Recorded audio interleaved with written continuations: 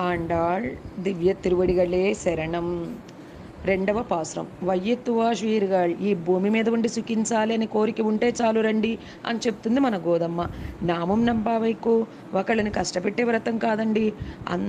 లోకులు వ్రతాలు చేస్తే వారి సుఖాల కోసం చేస్తారు, కానీ ఈ వ్రతం లోకం అందరి కోసం చేస్తూ ఉంది మన గోదమ్మ.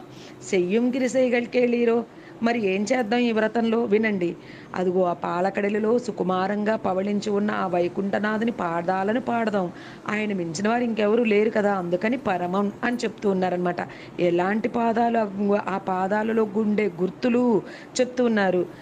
శంఖ, రథంగ, కల్పక, ధ్వజ, అరవింద, వజ్ర, అంకుశ, ఇలాంటి అనేక గుర్తులు కలిగి ఉన్న ఆ పాదాన్ని పాడదాం అని చెప్తూ ఉంది మన గోదమ్మ.